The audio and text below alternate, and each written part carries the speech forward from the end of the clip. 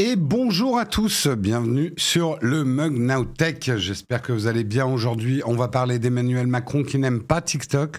On va bien sûr parler de plein d'autres sujets tech. Nous sommes le lundi 12 décembre 2022 et on démarre. C'est où déjà le générique? C'est là.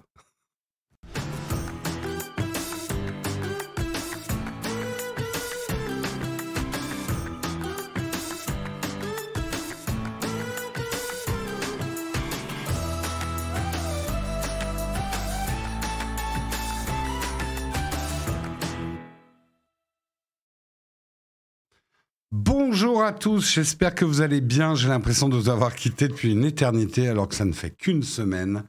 Comment allez-vous? Je me retourne vers vous. Comment ça va? C'était bien, c'était fatigant, beaucoup de travail en très très peu de temps au Japon, mais c'était bien. Pas reposant, mais bien. C'était pas des vacances, ça c'est sûr que c'était pas des vacances. Mais j'ai pu me remplir les mirettes aussi vite que possible parce que ça a été bref quand même. Beaucoup de travail. Beaucoup de travail. Et vous, comment ça va? Comment ça va? Konnichiwa, effectivement. Les cornichons sont là, ouais. Pour rattraper les jours sans Jérôme, le mug s'arrêtera à midi. Ah là là, vu le boulot qu'on a, non. T'y retourneras pour des vraies vacances, c'est quasiment sûr. Là, j'ai très très envie d'y retourner. J'ai vraiment que gratté la surface. Pour être honnête, c'est même bizarre psychologiquement. J'ai pas l'impression d'y être allé. Ça s'est passé. J'ai très très peu dormi. Le décalage a été plus violent en y allant en fait. Parce que je travaillais très tard le soir, j'ai très peu de sommeil et j'ai un peu l'impression que tout s'est passé dans un espèce de rêve éveillé. Alors le Japon, c'est si différent que ça à Van. Écoute, le ramen de Van, il se défend bien. Hein. Il se défend bien. Il se défend bien. Ouais, jet lag, là, il est quand même... il est 4 heures de l'après-midi pour moi. Voilà. Hein? C'est mug de fin d'après-midi pour moi. Mais ouais, c'est chouette. Ceux qui y sont déjà allés, vous savez, pour résumer, c'est vraiment une micro-impression que j'ai du Japon. Je pourrais jamais dire même que je suis allé au Japon. Mais c'est très intéressant de voir un pays où la modernité s'est organisée de manière parallèle. Il y a des choses qui sont restées comme dans les années 80, où il y avait une vraie avance technologique, mais du coup qui sont super ringardes aujourd'hui. D'autres trucs où ils sont hyper en avance technologiquement. Enfin, c'est intéressant de voir un pays qui a évolué, même si le Japon est aujourd'hui ouvert sur le monde, mais on sent quand même qu'il y a une culture insulaire. Ils font pas comme les autres. Et oui, j'ai pris des jets d'eau dans le cul. Ouais, si c'est ça que vous vouliez savoir. Ça surprend au début, mais c'est pas désagréable, mais ça surprend. Entre tradition et modernité, le Japon, le pays aux 1000 visages. Au moins, c'est propre. Ah, ça, il n'y a pas de poubelle. Il y a zéro poubelle. Tu rentres le soir, tu as les poches gonflées de saloperies, mais il n'y a rien par terre. Ça, c'est admirable. C'est pas tradition-modernité, c'est pas ça que je voulais dire. C'est une modernité qui s'est construite différemment que dans les autres pays, en fait. Quand saurons-nous ce que tu as été faire au Japon? Normalement, début janvier. Début janvier. Et les masques, pas trop anxiogènes, ça va, on est quand même habitué aux masques. Mais oui, là-bas, ils le portent tout le temps. Hein. Salut Fanflon. En fait, je suis juste allé au Japon tester les jets d'eau dans les fesses. Voilà. C'était la révélation de ma vie. Et les gens sont sympas. Je raconte une anecdote et après on passe à l'émission. C'est une anecdote qui me fera rire jusqu'à la fin de ma vie. On était au Cambodge il y a quelques années avec Marion et on avait un guide cambodgien et on rencontre des Japonais très gentils, on discute avec les Japonais et puis les Japonais s'en vont et le guide cambodgien il se retourne vers nous, il dit, ils sont gentils les Japonais, ils sont gentils mais ils sont dangereux. Voilà, non, non, ils sont franchement le sens de l'accueil, ils sont énormes, ils sont super gentils. Elle sort quand la vidéo sur les WC japonais? Début janvier.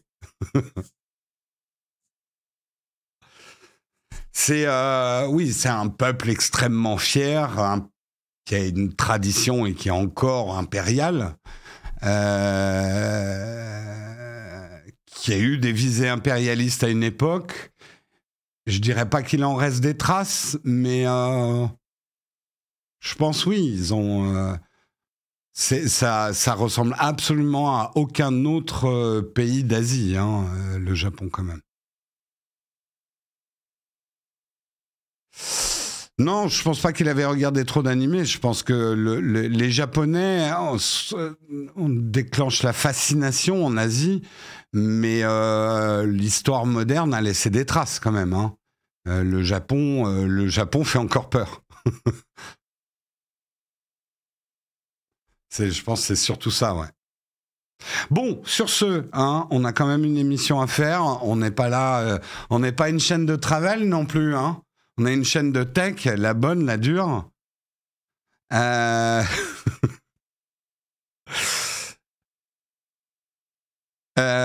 Oui, c'est ça, ouais. Bon, allez, on va regarder de quoi on va parler ce matin. Hein. Reprenons le fil. On va parler d'Emmanuel Macron qui qualifie TikTok de réseau social d'une naïveté confondante. Toujours le sens de la formule quand même, Monsieur Macron. Nous parlerons ensuite de Twitter. Ça y est, le nouveau système d'authentification est là aujourd'hui. On va en parler après des allers-retours. A priori, nouveau système d'authentification mieux foutu, on verra, on en reparlera probablement demain ou dans la semaine. On parlera également, alors c'est arrivé la semaine dernière, mais j'ai quand même suivi de loin les suites de l'affaire de Norman Tavo. YouTube prive Norman Tavo, accusé de viol, de ses revenus publicitaires. On parlera justement des sanctions de YouTube dans ces histoires-là. Nous parlerons également du chargeur unique USB-C. Apple pourrait attendre l'iPhone 2017. Quoi? Non, c'est pas possible. Pourquoi il pourrait attendre l'iPhone 17 avant de passer à l'USB-C? Nous en parlerons. Nous parlerons également du retour du Minitel. Ce n'est pas une blague, l'invention française qui a fait rater Internet à la France. Effectivement, on peut aujourd'hui réactiver un Minitel. Je vous expliquerai un peu le pourquoi du comment. On fera une brève aussi, parce que j'ai trouvé ça intéressant, peut-être pour certains d'entre vous. Epic Games qui propose une application pour transformer un objet du quotidien en modèle 3D. Je vous expliquerai un petit peu tout ça. J'ai oublié de citer mes titres de presse. Le premier article sera le journal du dimanche. Le deuxième article sera le journal du dimanche. Le troisième article, c'est France Inter. Vous voyez, j'ai des sources variées. J'ai France Info pour le quatrième article. J'ai France 24 pour le cinquième article. Et pour le sixième, c'est l'usine digitale. Voilà un petit peu. On terminera bien sûr en parlant de notre merveilleux sponsor Shadow. Et nous terminerons, je pense, par un petit camp de fac si on a le temps. Voilà pour le programme du jour. J'espère qu'il vous va. J'en ai pas d'autres. Et on lance tout de suite le Kawa.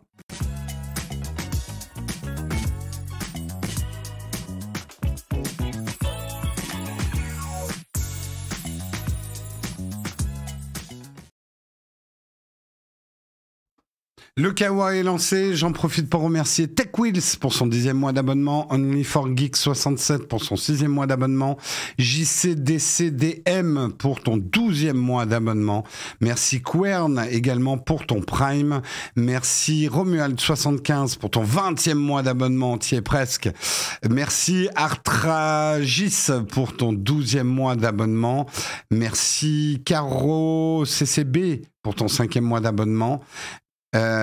C'était il y a 3 jours, mais je te remercie quand même. Voilà. Merci beaucoup pour les contributeurs du jour qui essayent de pousser la locomotive du train de la hype.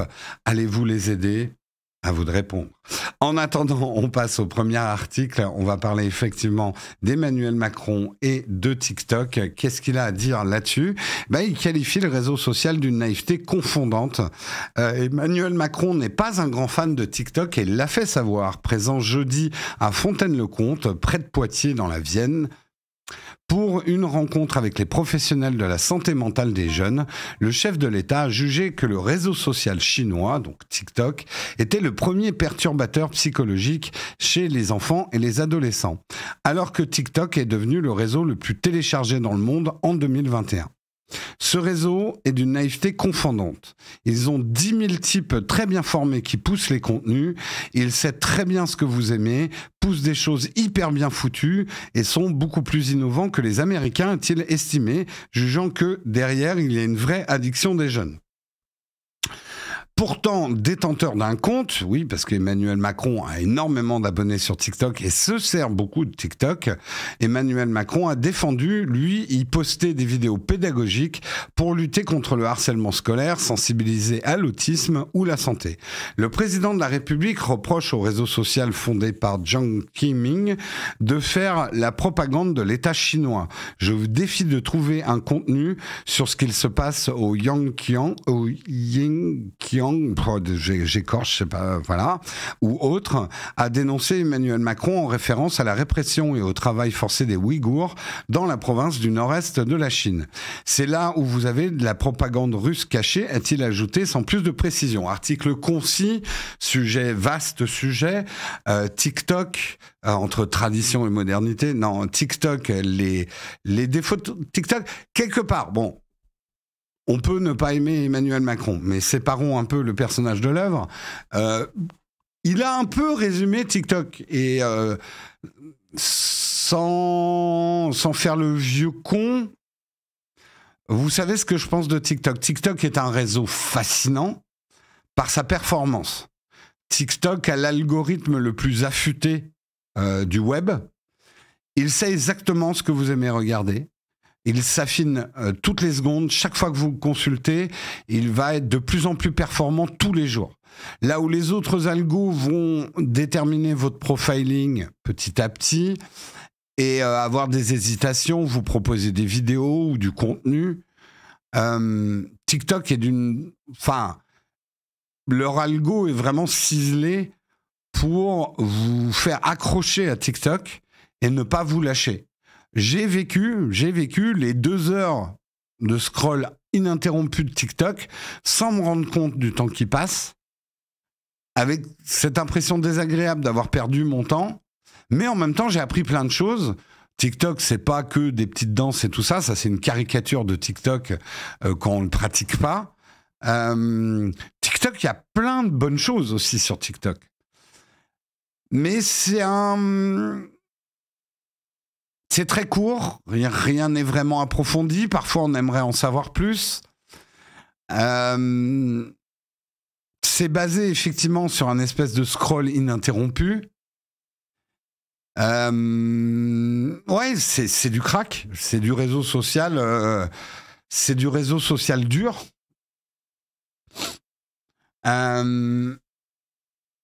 Alors, après, est-ce qu'il a le droit de critiquer TikTok et en même temps il l'utilise?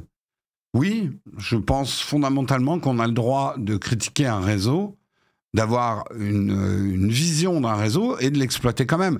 Aujourd'hui, TikTok concentre une population jeune qu'Emmanuel Macron cherche à viser, hein, on le sait bien.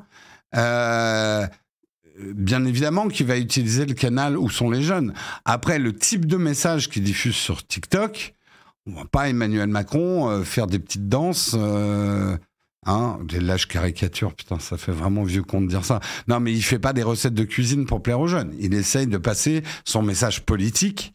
En tout cas, déjà, son message de président de la République, assorti également d'un message politique, parce qu'il a beau être président de la République, c'est encore un homme politique. Voilà, donc je ne pense pas qu'on puisse lui reprocher d'utiliser TikTok et de le critiquer en même temps. Au contraire, on critique mieux de l'intérieur. Enfin, moi, c'est ma conviction. parce qu'on voit comment ça fonctionne. Ce qu'il dit après sur le fait que TikTok est très contrôlé par le gouvernement chinois, c'est un des gros problèmes de TikTok aujourd'hui. On le sait. On sait que c'est en train de devenir le nouveau réseau de certains types de propagande. La propagande russe, et ça je suis allé voir effectivement sur TikTok, est extrêmement présente et plutôt bien foutue. La Russie s'est payé manifestement un certain nombre d'influenceurs russes pour relayer leurs messages d'État et s'appuie sur un réseau, et on le sait maintenant, on sait maintenant qu'il y a un réseau de gens qui relaient un narratif russe qui se mélange bien avec un narratif conspirationniste qui plaît à certaines personnes qui ont l'impression comme ça d'être originales parce qu'ils n'ont pas la pensée commune. Voilà, il faut le savoir quand on y va. Ce que vous voyez sur TikTok, c'est orienté. Voilà. Je lis un peu ce que vous avez à dire avant qu'on passe à l'article suivant. Fallait pas les bans des autres réseaux simplement. Ouais, c'est pas non plus. Alors, je suis à demi d'accord avec toi. À chasser certaines personnes, on les fait repousser ailleurs. C'est d'accord, je suis d'accord. TikTok est contrôlé par la Chine et l'Europe par le Qatar. On est entouré. Oui, il faut pas non plus tomber à. Il n'y a pas de narratif occidental. Il est moins fort sur TikTok.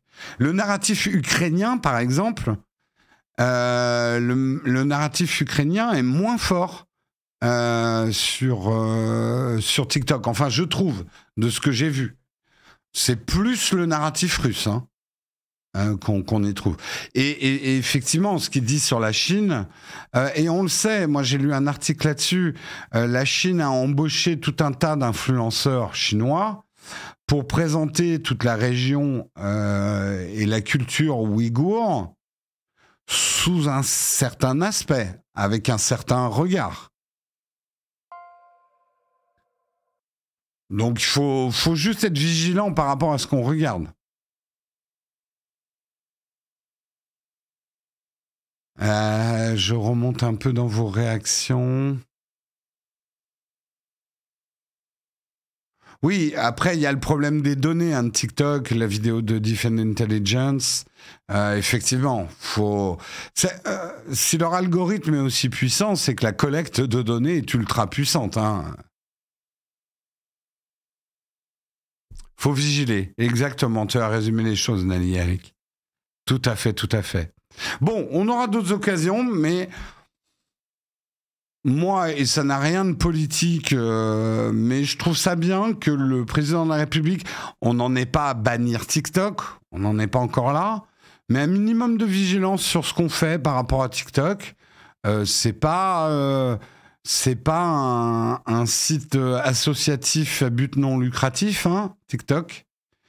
Il a des racines chinoises profondes, TikTok, et il est très efficace.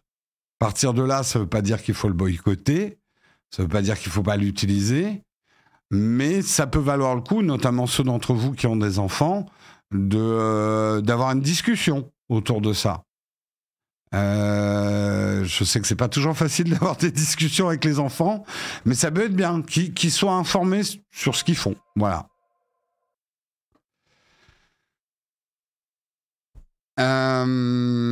Voilà. Allez, on passe à l'article suivant. On en a beaucoup ce matin, donc je traîne pas trop.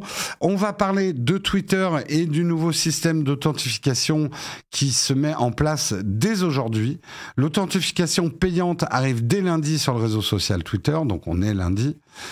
Tous les utilisateurs pourront acquérir une pastille de couleur accolée à leur pseudo, signe distinctif d'authentification. La seule condition, payer une modique somme allant de 8 à 11 $ pour ceux qui ont des appareils Apple. Petite explication, Elon Musk a changé le prix si vous vous abonnez sur iOS, puisqu'il doit donner 30% à Apple si vous vous abonnez à travers iOS. Donc, il a augmenté le prix. 11 $ si vous vous abonnez à travers iOS, 8 $ si vous vous abonnez par un autre canal. Donc, il précise, nous relançons Twitter Blue lundi. Abonnez-vous sur le web à 8$ par mois et sur iOS pour 11$ par mois pour avoir accès aux fonctionnalités réservées aux abonnés, notamment la coche bleue. Il y a quand même des changements par rapport à la première mouture du truc qui a été une catastrophe. Cette pastille ou coche bleue sera accordée après vérification. Donc, c'est là où on les attend au tournant. Y aura-t-il une véritable vérification d'identité ? En gros, le gros problème qui s'était passé il y a quelques semaines, c'est qu'il suffisait de payer pour être validé. Donc, n'importe qui pouvait avoir n'importe quelle identité. S'il payait, cette identité était validée. Je vous avais donné le parallèle. C'est comme si vous donniez 500 €, vous aviez un passeport de n'importe quel pays quand vous voulez. Votre identité est validée uniquement par le fait de payer. Ça ne peut pas marcher. Bien évidemment, ça a donné plein d'excès, des gens qui ont pris des identités qui n'étaient pas la leur. Donc là, il suffira pas de payer, a priori. Il faudra présenter probablement une pièce d'identité pour valider en fait votre identité. Par conséquent, cette couleur, également, il va y avoir des changements de couleur. Cette pastille deviendra couleur or pour les entreprises, puis plus tard dans la semaine, grise pour les organisations gouvernementales. Donc la coche sera bleue pour les individus, elle sera or pour les entreprises et grise pour les organisations gouvernementales. La modique somme permettra aux abonnés de corriger les tweets après leur publication grâce à une nouvelle fonctionnalité. Ils pourront également télécharger des vidéos de meilleure qualité. Voilà, ça c'est les petits bonus que vous aurez en vous abonnant à Twitter. L'intention, elle est très simple, c'est diversifier effectivement les revenus de la plateforme dont la santé financière qui va très mal dépend en grande partie des recettes publicitaires. On le sait, les publicitaires ont fui Twitter suite au mouvement violent, on va dire, d'Elon Musk et d'une certaine vision de la liberté d'expression qu'il tend à imposer au monde. On aura quand même des pubs, hein, je pense que ça te prémunit pas des pubs, ce qui, je suis d'accord, me fait un peu chier. J'avoue que si je paye 8$ par mois, j'aimerais bien ne pas avoir de pub. Toi qui étais déjà certifié, si tu t'abonnes pas, tu restes certifié. Honnêtement, j'en sais rien, c'est pas encore très clair là-dessus. Est-ce que je vais perdre ma coche bleue ? Est-ce que je vais payer pour garder ma coche bleue? C'est une question que je me pose. Alors, j'ai la coche bleue sur mon identité à moi, Jérôme Kenborg sur Twitter. On n'a pas la coche bleue sur Nowtech. Est-ce qu'on prendrait plutôt la coche donc or entreprise sur Nowtech? Ou est-ce que moi j'ai envie... Alors, je vais être transparent avec vous, cette coche bleue m'a rendu des grands services. Le fait d'être authentifié sur Twitter m'a ouvert des portes. Et comme je l'avais exprimé, c'est mon opinion, je ne suis pas forcément contre. Twitter est un réseau que j'utilise beaucoup. J'aime beaucoup ce réseau et il m'est très utile dans le travail. Je ne suis pas forcément contre payer 8$ par mois, vu que c'est un outil professionnel pour moi. Pour avoir une identité, une identité certifiée. Je vous donne un exemple de l'utilité de la chose. Il n'y a pas si longtemps, on a fait un jeu concours avec la chaîne Nowtech. Ce concours a été piraté par un autre compte qui s'est fait passer pour nous. Ce qui a posé des problèmes quand même dans le fait que certaines personnes ont participé à ce concours pirate en croyant participer au nôtre, ont filé leur identité à des gens qui probablement font commerce de ces identités et de ces adresses, ou je sais pas ce qu'ils en font, mais c'est quand même extrêmement dangereux. Ça peut être intéressant pour une entreprise, pour un professionnel, d'avoir un compte verrouillé que l'utilisateur puisse bien vérifier. Je pense, nous on est petits, donc le problème a été relativement... modeste, mais regardez Jojol. Jojol, quand il fait un jeu concours, regardez le nombre de faux profils Jojol qu'il y a dans la nature. Si vous pouviez certifier que vous avez affaire à Jojol dans un jeu concours en validant effectivement sa pastille bleue ou la pastille or, s'il se déclare comme entreprise, ça pourrait être quand même intéressant. Mais effectivement, alors là, je suis d'accord, ça a un intérêt professionnel. Après, vous payez 8 dollars pour avoir la coche bleue au niveau individuel si vous faites 3 tweets par an. Non, aucun intérêt.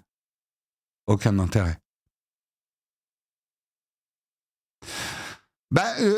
Roxy Nagui, effectivement, tout l'enjeu est là. Comment va être le processus de validation d'identité? Est-ce qu'il va être bien verrouillé? Est-ce que les pirates pourront quand même créer des fausses identités validées? On va voir ça dans les mois à venir, justement. A priori, si déjà ils demandent la pièce d'identité, je sais que les pièces d'identité, ça se falsifie. Mais ça en éliminera déjà certains. Quels vont être les processus de validation? Je n'en sais rien.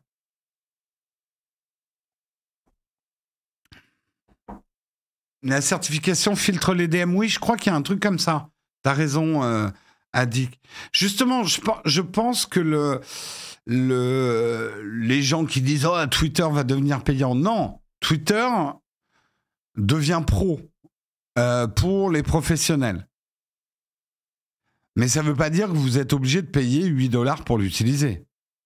Filtrer ses DM, ça permet, quand tu es une célébrité, par exemple, ou un influenceur assez connu, que tout le monde ne puisse pas t'écrire. Tu peux aussi dire, c'est le cas actuellement. Moi, je peux dire, alors je ne l'ai pas activé, mais je peux dire, je ne veux recevoir les DM que de gens qui sont certifiés également.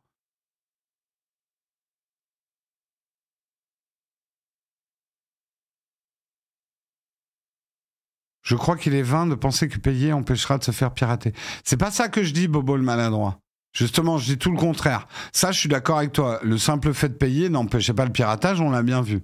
Mais payer plus un processus de validation, je dis pas que ça va empêcher le piratage à 100%, mais ça empêchera un certain nombre de trolls. Parce que non seulement il faudra payer, mais en plus, il faudra quand même présenter une pièce d'identité valable. Il y a aujourd'hui des manières... Et pour peu, par exemple, qu'on arrive ça serait bien que Twitter se rapproche, par exemple, de ce qu'on est en train de faire en France, où on aura notre identité sur la nouvelle carte d'identité biométrique, qui pourra être partageable sur Internet. Donc, on pourra vraiment certifier que c'est nous de manière hyper sécurisée à Twitter. Alors, le système de validation, il était bizarre avant, hein, à Zetco. Moi, par exemple, quand on m'a donné la coche bleue, on m'a jamais demandé mes papiers d'identité. Donc non, je peux pas être d'accord avec le fait qu'il y avait un processus de validation avant. Hein.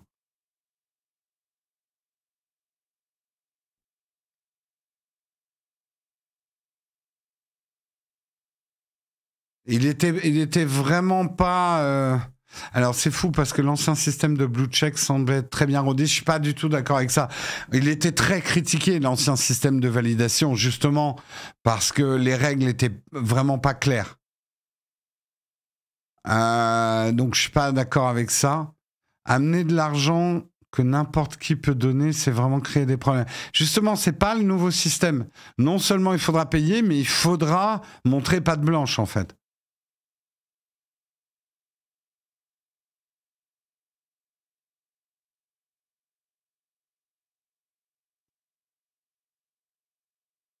Est-ce qu'on a vraiment envie de donner sa carte d'identité à Elon Musk? Si c'est pour valider mon identité, oui, pas de problème. Parce que je vois aussi la merde que ça pourrait être si je ne valide pas mon identité. L'usurpation d'identité, c'est terrible quand ça vous arrive quand même.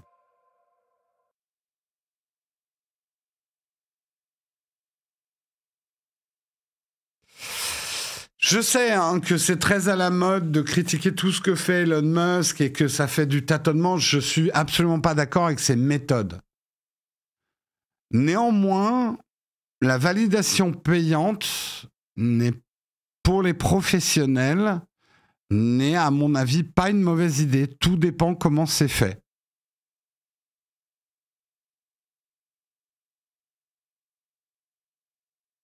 On est d'accord que ça va pas ramener beaucoup d'argent à Twitter proportionnellement à ce qu'il gagne. Non, c'est un pis-aller même. Mais à long terme, les abonnements, c'est intéressant quand même. Parce qu'effectivement, ça va peut-être pas ramener beaucoup d'argent le jour 1, mais si tu fidélises les gens à cet abonnement, faut voir, faut voir.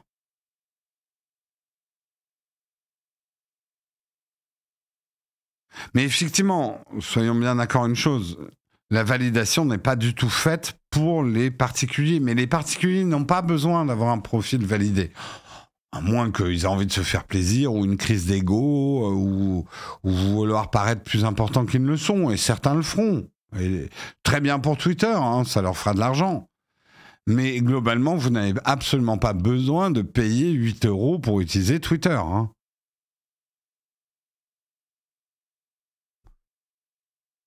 Et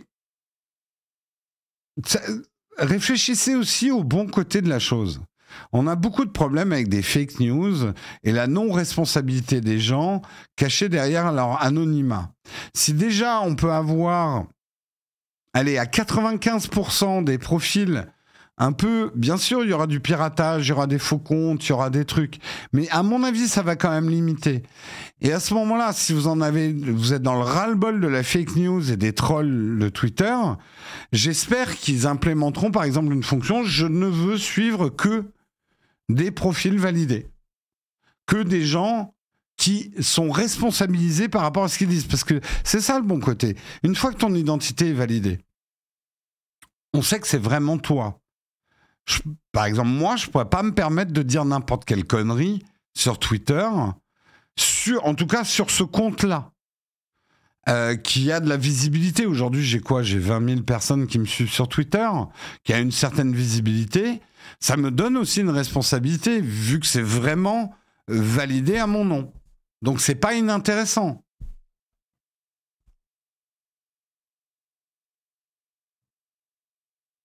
Des problèmes de son.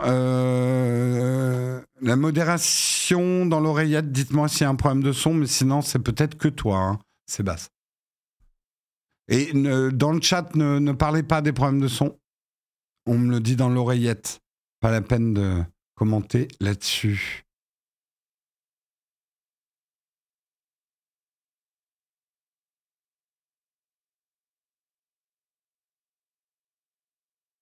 Bien sûr qu'il y a des gens certifiés par Twitter qui sortiront des conneries, mais au moins, on saura que c'est eux.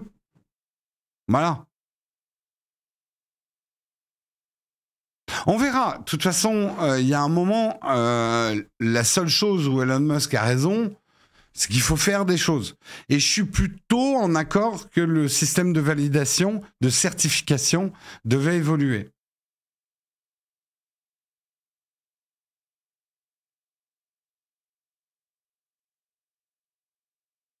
Et ça ne te gêne pas de subventionner un réseau qui est ouvert aux racistes, aux fake news. Ça aussi, il va falloir voir comment ça évolue. Parce que c'est effectivement la crainte, quoi.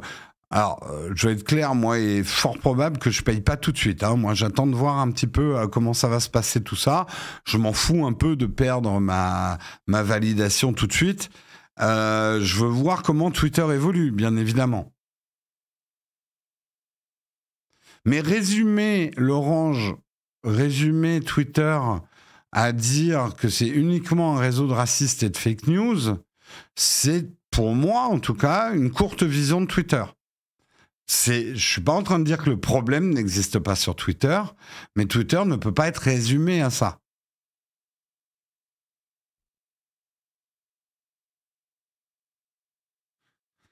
Ben, je suis pas d'accord. Tu dis tu auras juste l'illusion d'être plus légitime. C'est pas vrai. Je le sais parce que moi, j'ai la coche bleue. La coche bleue a fait que certaines personnes m'ont répondu. Elles m'auraient peut-être pas répondu si j'avais pas la coche bleue. Ne serait-ce que parce qu'elles sont inondées de messages. Et elles ne répondent qu'à des gens qui sont validés, en fait. Mais après, cette validation n'est pas nécessaire si vous n'utilisez pas Twitter d'une manière professionnelle. Pardon, Laurent, si j'ai déformé ce que tu as dit. Ça m'arrive.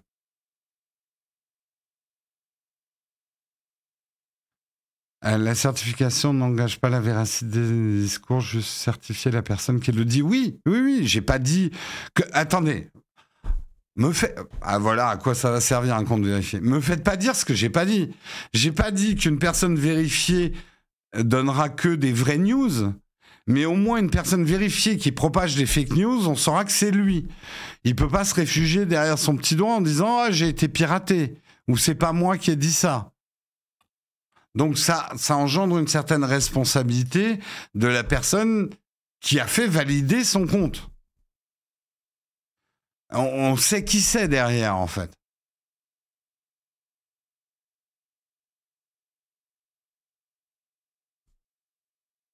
L'excuse du petit frère pourra toujours marcher. Ouais, un temps peut-être. Comment on était comment j'ai été validé, comment on est validé actuellement. Autrefois, il suffisait de déposer une demande de validation et c'est eux qui décidaient s'ils te validaient ou pas.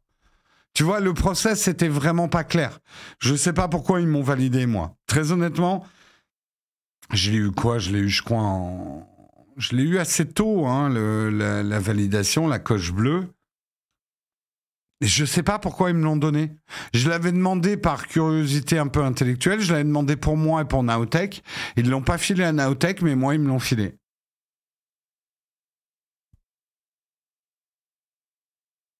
Voilà, voilà. Allez, on passe à l'article suivant. Si vous le voulez bien, on va parler d'une histoire pas gaie du tout. Vous l'avez suivi l'année dernière, je crois que c'est Marion qui en a parlé la première, Guillaume a parlé des suites. Vous savez ce qui est arrivé avec Norman fait des vidéos, Norman Tavo, accusé de viol. Et on s'étonnait effectivement de l'absence de réaction de YouTube. Eh bien, ça y est, il y a une réaction. Les vidéos de Norman Tavo sur YouTube ne donnent plus lieu à des publicités qui peuvent permettre aux vidéastes de gagner des revenus. C'est la décision prise par la plateforme d'hébergement de vidéos, propriété de Google. Nous avons décidé de démonétiser la chaîne de Norman, c'est-à-dire qu'il n'y a plus de publicité associée à sa chaîne et donc plus de revenus, a annoncé dimanche YouTube, confirmant une information dévoilée dans la presse la veille. Nous considérons le harcèlement sexuel sous toutes ses formes comme inacceptable. Si un contenu inapproprié est signalé sur YouTube, nous supprimons la vidéo et ou les commentaires. Conformément à notre règlement, nous pouvons aussi clôturer des comptes concernés, prévient la plateforme. Mais pour l'heure, cette démonétisation qui touche l'ensemble des vidéos du créateur est la seule sanction prise. Elle est appliquée pour une durée indéterminée, mais qui pourra être revue en fonction de l'évolution de l'enquête. Ce n'est pas la première fois que des chaînes YouTube écopent de sanctions de ce type. En 2020, Experiment Boy et en 2021, Marvel Fitness ont subi le même sort dans le cadre d'accusations de harcèlement ou de corruption. YouTube est une plateforme majeure dans les productions de Norman Tavo. Sa chaîne Norman fait des vidéos compte aujourd'hui 12 millions d'abonnés et au total environ 2,7 milliards de vues. En 2019, BFM TV révélait que ses activités lui rapportaient un peu plus de 400 000 € par an, une somme qui inclut la monétisation des vidéos mais aussi toutes les autres sources de revenus. Je pense qu'il se gourre. Je pense que ça lui rapporte plus que 400 000 €. Ça me paraît léger, 400 000 € de chiffre d'affaires, si on parle bien de chiffre d'affaires. À moins que là, il parle des bénéfices. Peut-être qu'il fait 400 000 € de bénéfices. Mais en chiffre d'affaires, ça me paraît léger de mon expérience. Lundi, Norman Tavo avait été placé en garde à vue pour une enquête pour viol et corruption de mineurs, après des plaintes de 6 femmes dont certaines avaient déjà témoigné sur Internet, parfois il y a plusieurs années. Cette semaine, de nouveaux témoignages ont été révélés, notamment dans le quotidien Libération. Sa garde à vue a été levée sans poursuite à ce stade. Alors on va pas rentrer dans le fait que sa garde à vue ait été levée, ça ne veut pas dire qu'il est sorti d'affaire. Hein. J'ai lu certains sur Twitter qui disaient « Ah bah, il s'en sort bien !» Non, non, l'enquête va quand même suivre son cours. Mais c'est pas de ça dont on parle. Là, on parle effectivement de YouTube qui suspend les revenus publicitaires de Norman, comme ils l'ont déjà fait effectivement avec d'autres. On reproche à YouTube... En fait, YouTube est pris entre... En fait, c'est le problème général des réseaux sociaux. Les réseaux sociaux, pour une raison que je vais vous expliquer, les réseaux sociaux ne veulent pas avoir les responsabilités d'un éditeur. Ils ne veulent pas avoir la responsabilité du contenu que nous, les créateurs, on met sur la plateforme. Ils se revendiquent comme plateforme technologique, c'est-à-dire une plateforme qui permet techniquement de mettre des vidéos en ligne avec un système de monétisation. Pourquoi elles font ça? Et ça va vous expliquer pourquoi YouTube héberge n'importe qui. Même si vous faites 2 vues par an, YouTube va héberger votre vidéo. Parce qu'à partir du moment où YouTube se met à faire une sélection de ce qu'il héberge, il perd son statut d'hébergeur technologique qui lui permet de se dispenser d'un certain nombre de technologies et il devient éditeur. Il devient responsable des vidéos qui sont sur sa plateforme. Et c'est ce que veulent éviter les YouTube, les Facebook, les Twitter, etc. Ils ne veulent pas de cette responsabilité. Ils ne veulent pas de la responsabilité de ce que les créateurs mettent sur leur plateforme. Donc, ils veulent toujours être un minima là-dessus. Ce qui peut expliquer d'une certaine façon l'absence de réaction dans des histoires comme ça de plateforme. Alors, je me retourne un peu vers vous. Ça a l'air, les débats ont l'air... les réseaux sociaux se veulent neutres. Ils veulent surtout pas la responsabilité d'un journal. Ils ne veulent pas la responsabilité d'un éditeur, d'un agrégateur de contenu. Ils veulent juste être une plateforme technologique. Et oui, je suis d'accord, MMG, les politiques veulent au contraire que les réseaux sociaux aient une part de responsabilité. Et c'est pas la première fois qu'on entend parler de cette tension, en fait.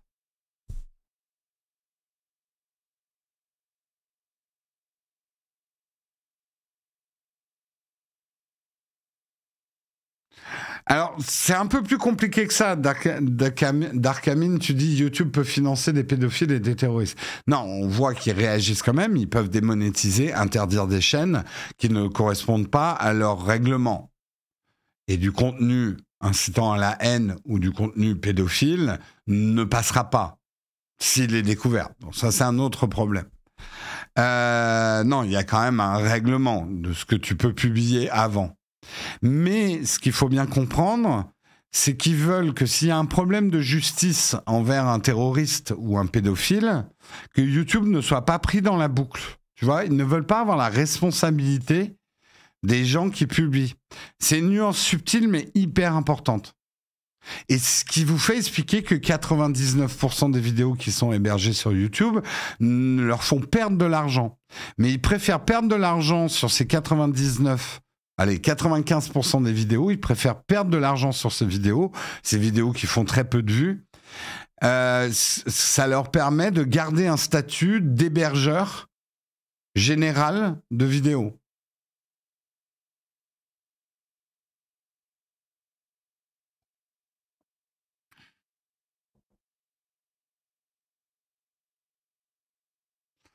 Toi qui es patron, tu sais si tu as le droit de te séparer d'un collaborateur s'il est juste en garde à vue.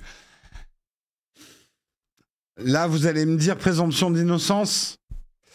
Je vous rappelle que la présomption d'innocence est un concept beaucoup plus compliqué qu'on ne le croit. Et le concept présumé d'innocence ne veut pas dire qu'une personne qui est accusée de quelque chose, il faut la voir 100% comme innocent en attendant que le jugement soit fait. Là, je marche sur des œufs parce que je suis pas du tout juriste et je risque de dire des boulettes, mais c'est un peu plus compliqué que ça. On peut pas rien faire non plus. Je comprends la position de YouTube parce que vous dites oui, mais si jamais Norman est innocent, il aurait été privé de ses revenus, c'est dégueulasse. Oui, mais s'il l'est pas. S'il n'est pas innocent. Oui, après, nous, de toute façon, YouTube fait ce qu'il veut de nous. On n'a pas de contrat de travail avec YouTube.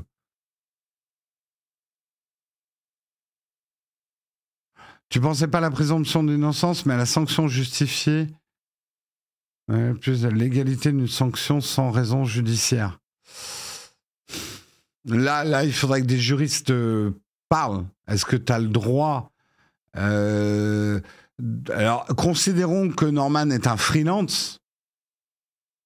Tu as le droit de choisir tes fournisseurs. C'est ton droit en tant qu'entreprise. Mais là, on n'est pas des employés de YouTube. Hein. On est des fournisseurs, en fait, dans l'absolu. Donc, je pense pas que c'est illégal de la part de YouTube de priver Norman de sa monétisation. De toute façon, quel annonceur aujourd'hui voudrait que ses pubs passent devant les vidéos de Norman? Il y a un moment, en fait, ils ne font... N'oubliez pas que les publicitaires, ils n'ont pas envie que leur pub passe devant n'importe quelle vidéo. Et aujourd'hui, il n'y a absolument aucune marque qui ne voudrait être associée à Norman, quelle que soit l'issue du procès ou que la justice ou quoi que ce soit. Je sais, ça peut paraître terrible et dégueulasse, mais aujourd'hui, quand vous êtes pris dans un bad buzz, plus personne ne veut être associé à vous.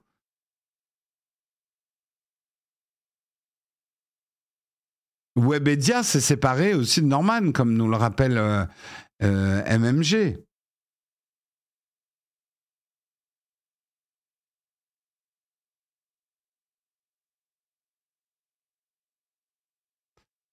La présomption d'innocence est un concept juridique qui s'applique dans les tribunaux. C'est à l'accusation d'apporter une preuve de la culpabilité. Oui, c'est juste ça. La présomption d'innocence ne s'applique normalement pas en dehors d'un tribunal. Chacun prend sa décision.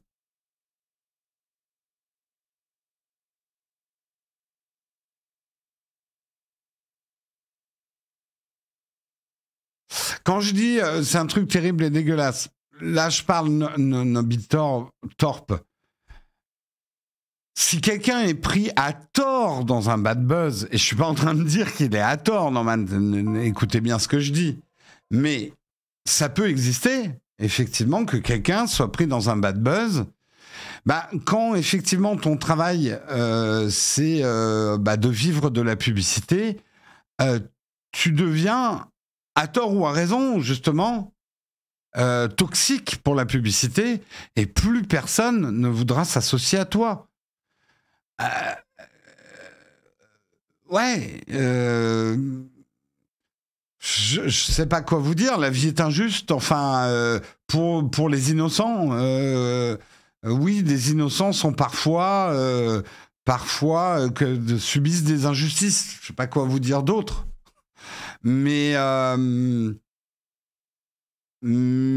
attention, je suis pas en train du tout de dire que Norman est innocent. J'ai vu aussi la vidéo du roi des rats. Je pense qu'il y a beaucoup d'explications sur cette histoire à avoir. Je suis pas non plus du genre à dire il y a 16 accusations. Mais enfin bon, ça commence à faire beaucoup quand même. Ça commence à faire beaucoup.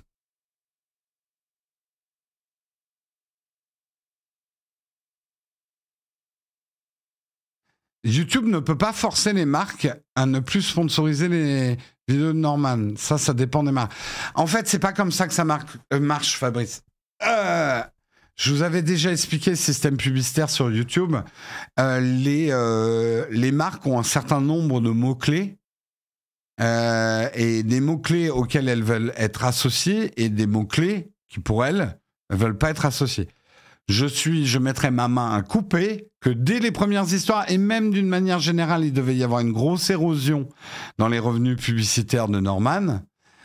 Beaucoup de marques ont dû écrire Norman dans les mots-clés dont ils ne veulent plus.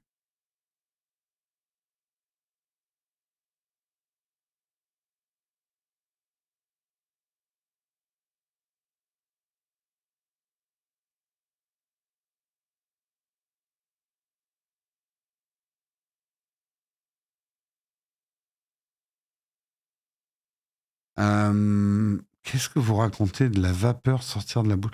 Vous n'êtes pas en train de partir sur d'autres débats? Si vous avez d'ailleurs des discussions qui n'ont rien à voir avec la choucroute, merci de parler de choucroute en DM. Voilà.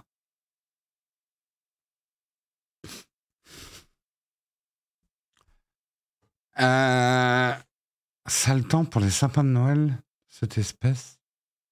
Quoi? Il y a des sapins de Noël qui s'appellent Norman? Aïe.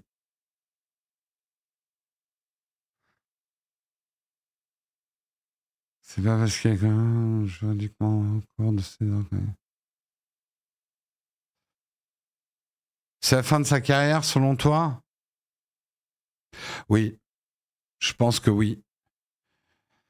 Je dirais juste ça, et c'est mon opinion. Je pense que tout homme a droit à la rédemption, quelle que soit la nature de ses crimes, parce que c'est ma conviction profonde. Mais rédemption ne veut pas dire que tu as le droit ou que tu vas retrouver ta situation d'avant. La vie est une succession d'actes et de conséquences. Est-ce que Norman,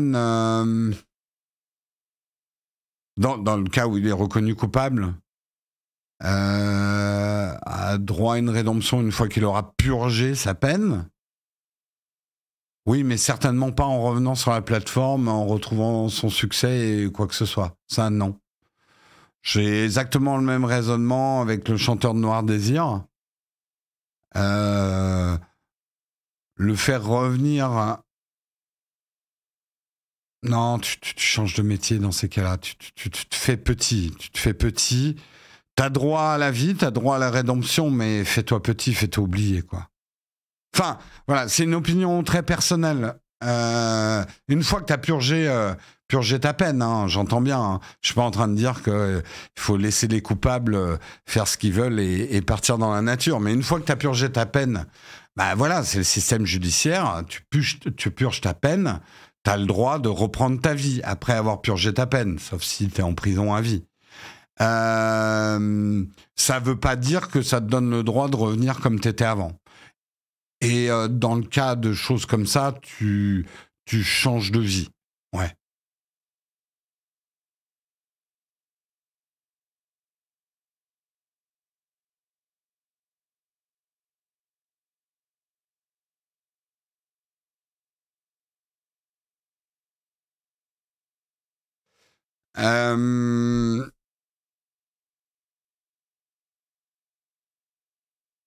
Oui, mais même si la justice et que tu as purgé ta peine, ouais, bon, là, on est en train de partir dans des débats qui, là, pour le coup, sont très personnels. Je suis pas non plus spécialiste absolu. Voilà, c'est des opinions très personnelles. On va pas en parler plus que ça. C'est moi, je pense surtout aux victimes, aujourd'hui. On passe beaucoup de temps à... J'ai pas envie de dépenser trop d'énergie à penser à ce qui arrive à Norman. Je pense surtout à ce qui est arrivé et aux années de silence imposé aux victimes qui, elles, n'ont absolument pas la notoriété de Norman, et c'est le fond du problème d'ailleurs, qu'il a cru qu'elle ne pourrait pas parler parce qu'elle n'était pas visible. Donc voilà, je préfère consacrer beaucoup de mes pensées, de mon énergie en tant qu'être humain, à penser d'abord aux victimes, avant de penser à l'éventuelle innocence ou des problèmes de justice de Norman. Voilà, je préfère raisonner comme ça. Je préfère penser aux victimes. Voilà. Bref.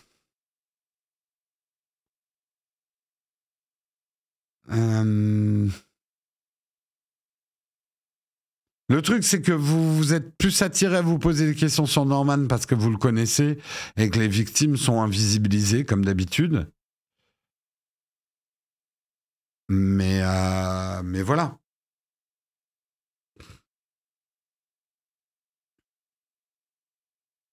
supposé victime si vous voulez, mais dans supposé, il y a aussi victime quand même dedans. Même toi, en disant supposé victime, tu dois prendre en considération qu'elles disent peut-être la vérité. Tu peux pas juste dire en disant présumé victime que ça les rend pas victimes. Tu vois, c'est là le twist dangereux. Quand tu dis présumé victime, de dire bah elles sont peut-être pas victimes, donc elles sont pas victimes. C'est un twist mental, ça.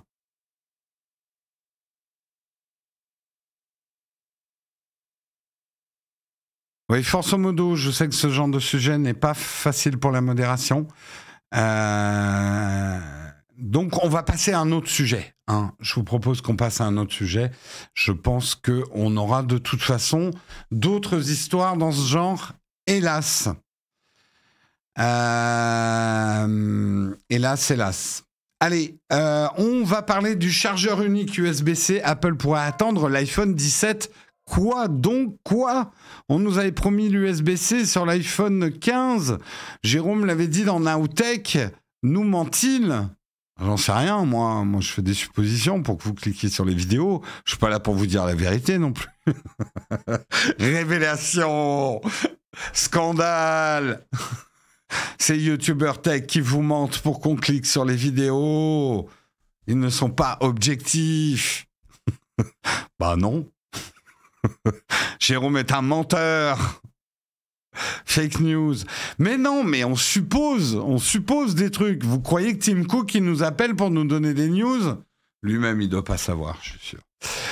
Depuis le vote définitif de la directive européenne il y a 2 mois, il ne manquait plus que la date de son entrée en application. Celle-ci a été publiée ce mercredi au journal officiel de l'Union européenne. À partir du 28 décembre 2024, tous les appareils électroniques d'une puissance inférieure ou égale à 1000 watts devront donc proposer le port USB-C pour la recharge filaire. Apple a d'ailleurs créé un écosystème juteux avec ses propres câbles, mais aussi à base de royalties pour les fabricants d'accessoires, des centaines de millions de câbles et de produits Lightning qui, entre parenthèses, vont finir à la poubelle. Ça, c'est le contre-pied de l'argument écologique en faveur du chargeur unique. Plus d'1 milliard d'iPhones sont en circulation à travers le monde, sans compter les tablettes et les écouteurs sans fil, les AirPods, dont la recharge repose également sur un port Lightning. On se dirige donc vers la fin d'une époque pour le géant californien, qui a redit son engagement fin octobre à respecter les lois européennes via son vice-président du marketing mondial, Greg Josniak, lors d'un événement organisé par le Wall Street Journal. La transition a d'ailleurs déjà commencé. Le nouvel iPad 10, lancé en octobre, est la première tablette Apple grand public à avoir adopté l'USB-C. Oui, parce que l'iPad Pro, ça fait longtemps que c'est à l'USB-C. Les Mac aussi. La tendance est plutôt à une bascule dès la prochaine génération d'iPhone, autrement dit l'iPhone 15 attendu en septembre 2023, et donc 15 mois avant la date butoir. Cependant, Apple pourrait tout aussi bien attendre l'iPhone 16 en septembre 2024, voire l'iPhone 17 en septembre 2025, soit près d'1 an après la date fatidique, sans que le fabricant ne s'expose à la moindre sanction. En fait, ce que dit cet article ne dit pas que Apple va attendre l'iPhone 17, mais que Apple pourrait attendre l'iPhone 17 pour passer à l'USB-C. Apple a donc 3 générations d'iPhone pour abandonner le port Lightning. L'entreprise pourrait même faire le choix radical, abandonner la recharge filaire au profit d'une recharge unique sans fil par induction, avec à la clé potentiellement le plus étanche des iPhones à ce jour, ce qui est un argument marketing supplémentaire. J'y crois pas, en tout cas pour tout de suite, à l'iPhone sans fil uniquement rechargeable par MagSafe. Je comprends l'argument de l'étanchéité, mais comment on va faire pour les micros et les haut-parleurs? Je pose la question. Il y aura quand même des trous dans un iPhone. Donc est-ce que le fait de se priver d'une prise de recharge physique résolve tous les problèmes d'une étanchéité supérieure? Je n'en sais rien. Peut-être qu'un technicien me dira oui, on arrive très bien à faire des micros 100% étanches et quoi que ce soit. Aujourd'hui, je pense que la recharge sans fil, même si elle est prometteuse, notamment avec un guidage magnétique comme le MagSafe qui permet d'éviter une certaine déperdition, on est encore loin en termes de transfert de données de ce qu'on peut faire avec un câble. N'oubliez pas que l'iPhone aujourd'hui permet d'enregistrer par exemple en vidéo du ProRes. C'est des fichiers énormes, c'est un des problèmes d'ailleurs du Lightning. Je ne me vois pas transférer mes fichiers ProRes en sans fil. Ça va être compliqué. Ça va être compliqué. Oui, mais tu me dis les GoPro, mais les GoPro, elles ont bien une recharge USB-C. Donc, ce que tu viens juste de démontrer, c'est qu'une GoPro peut augmenter son étanchéité tout en ayant des orifices.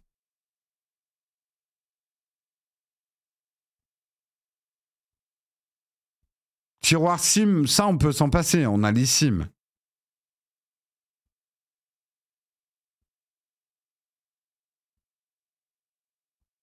Ouais, mais on a besoin de beaucoup plus que... Enfin, je voudrais pas dire de bêtises, mais si tu transfères du ProRes, un fichier d'une demi-heure en ProRes, tu as besoin de beaucoup plus, que ça aille beaucoup plus vite que 50 mégaoctets secondes. Hein. Il faut... Moi, je rêverais d'un iPhone avec du Thunderbolt 4. Je sais pas à combien il est, le Thunderbolt 4, ceci dit, en vitesse.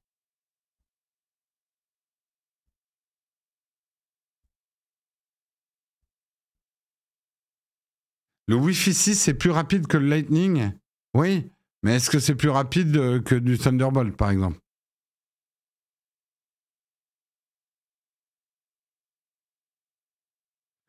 Mais pour que ça soit sur le cloud, il faut bien le transférer à un moment. Hein. Ouais, c'est 10 gigaoctets seconde, le Thunderbolt. 4. Les Watch ne filment pas en ProRes. Non? On est d'accord. Avec les nouvelles normes de Wi-Fi 6 et bientôt 7, le transfert de données peut être supérieur au transfert par câble. Mais de quel câble vous parlez? Le Thunderbolt 4, c'est pas 40 gigaoctets seconde, ouais. En fait, franchement, si vous travaillez en vidéo, c'est là où il faut comprendre un truc. Si Apple permet le ProRes sur des iPhones, il doit permettre un système de transfert, et c'est tout le problème des iPhones aujourd'hui. C'est pour ça que nous, on ne filme pas en ProRes avec nos iPhones. C'est trop long à transférer.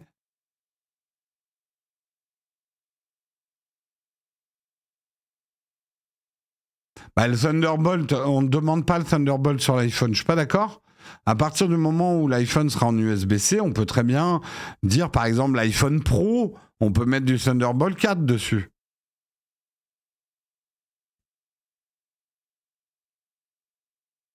La majorité des gens ne transfèrent probablement jamais leurs photos de l'iPhone via le câble.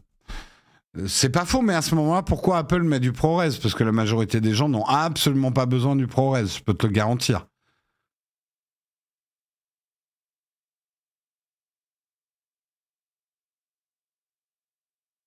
Après, vouloir changer son matos pour passer en Wi-Fi 7 pour éviter d'acheter des câbles USB-C avec l'argument de l'écologie, oui, on arrive dans les absurdités de l'écologie.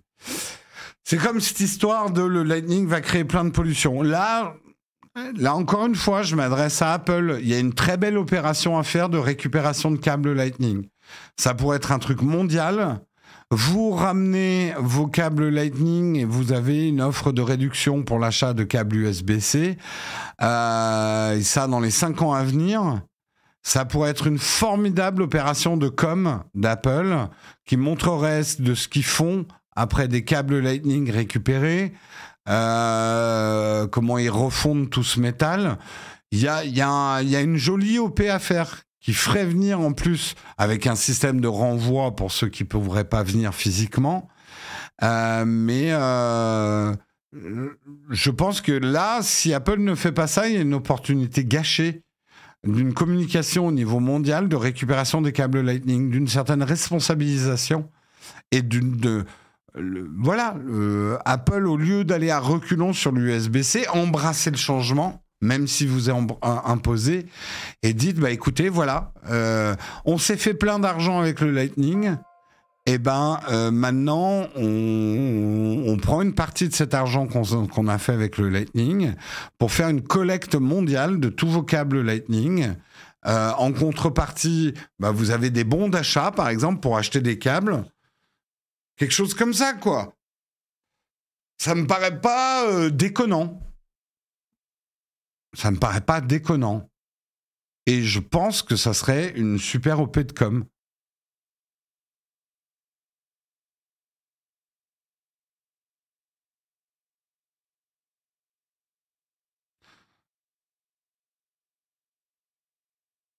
Faut voir, Burberry. De toute façon, après, ils vont peut-être pas nous donner 50 € de bons d'achat. Mais ne serait-ce qu'un 5 € de bons d'achat sur des câbles Lightning... J'en sais rien, mais je suis d'accord que ça serait difficile de rendre l'opération bénéficiaire. Rentable, c'est peut-être jouable. Et il faut aussi prendre en considération le bénéfice en termes d'image de marque que ça pourrait engendrer pour Apple. Donc... Apple déteste donner, je suis pas du tout d'accord, Darkamine. Leur SAV, par exemple, est extrêmement généreux. Beaucoup de gens en ont témoigné dans la vidéo que j'ai faite Pourquoi Apple est cher, quand j'ai demandé aux gens d'apporter leur témoignage du SAV. Apple est plutôt easy sur le côté votre matériel est en panne, on vous en donne un nouveau. Et nous, on recycle l'ancien, plutôt que d'essayer de le réparer. Donc, je suis pas d'accord avec ton analyse.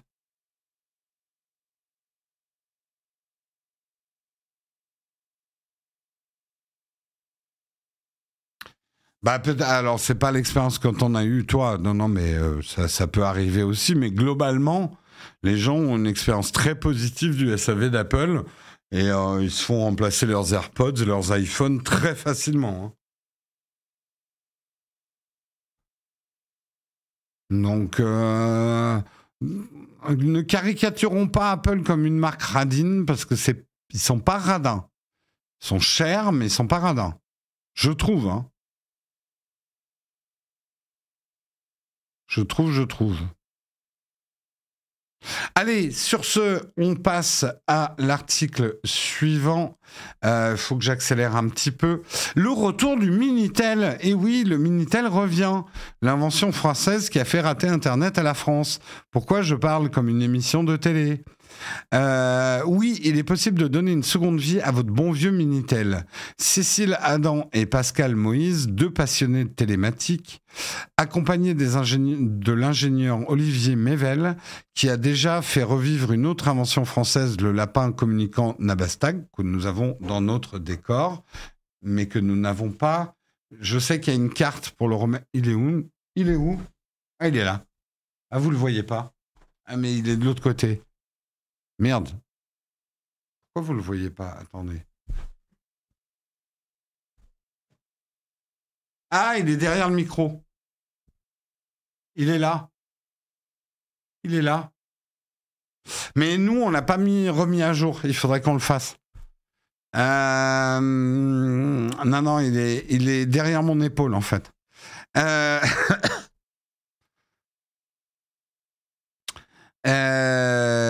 Lapin communicant Nabastag mis au point par Minimit, un dispositif qui permet de raccorder le boîtier au Wi-Fi.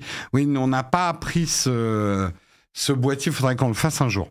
Une fois connecté, le Minitel peut vous donner accès. Donc là, l'idée, c'est que ce boîtier permettra de rendre votre Minitel Wi-Fi et vous aurez une version actualisée du jeu vidéo Pong, de la météo, tout comme à des services liés à l'éducation. Donc vous n'allez pas retrouver les services Minitel, ils n'existent plus. Mais il y aura un certain nombre de services, et peut-être d'autres se créeront, il y aura peut-être une mode autour de ça. Bonne nouvelle, si l'affichage est toujours aussi lent qu'il y a 40 ans, ces services ne seront pas facturés 12 centimes à la connexion, puis 37 à la minute. Là, en haut, vous ne payerez pas votre connexion comme à l'époque. Hein, c'était ça le principe du Minitel. Le temps de connexion était payant et relativement cher. Est-ce qu'il y aura un 3615 ULA?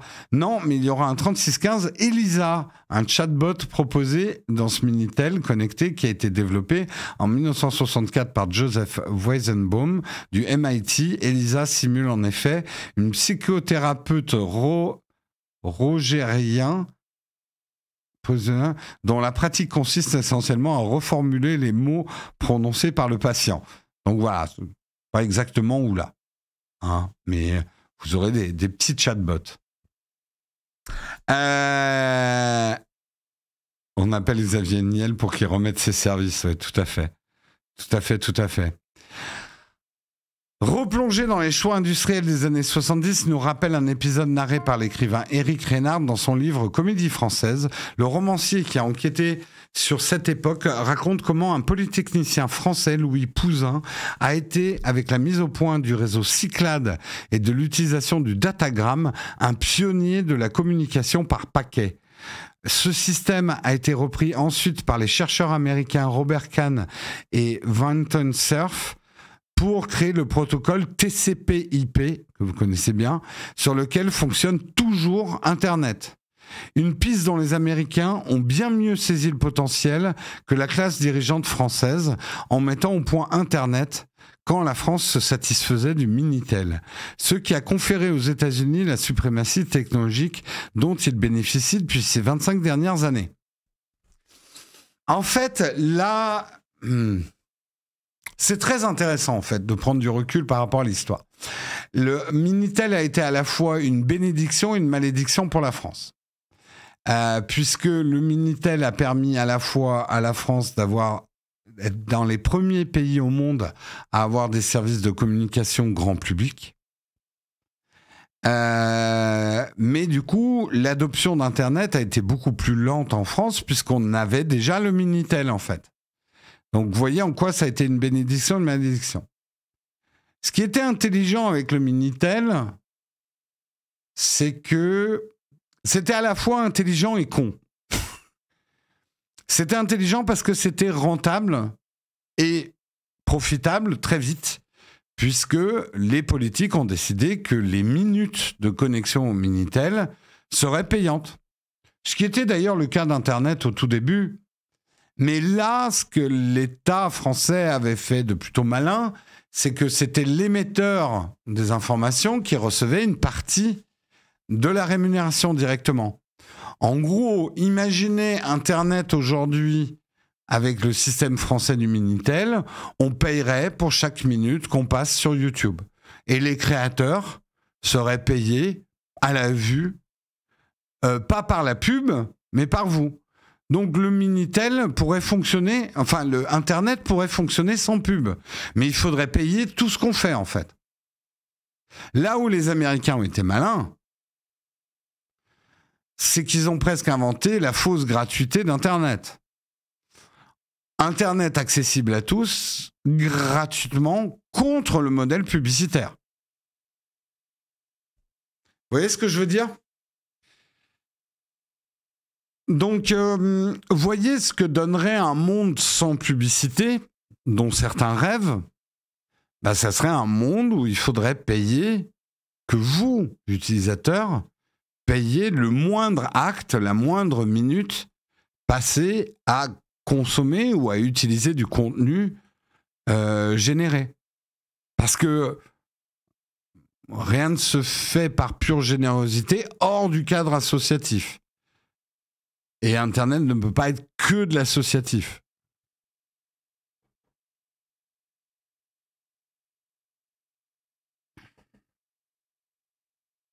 C'est pas le cas de nos forfaits Internet. Non, forfait Internet, vous payez l'accès à Internet.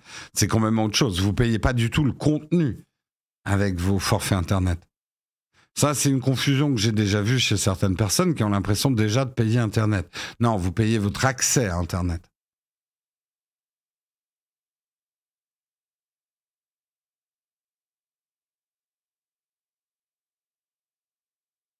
Les youtubeurs ne vivent pas de la pub, tu le sais bien, et de la contribution depuis... Ah non, pas du tout, Wendigo. Non, non, non. Les contributeurs, et qu'on remercie d'ailleurs, je vais en remercier d'autres. Les contributeurs, nous, aujourd'hui, représentent 10% du chiffre d'affaires, même pas. Je pense qu'on est plus proche de 7% de notre chiffre d'affaires.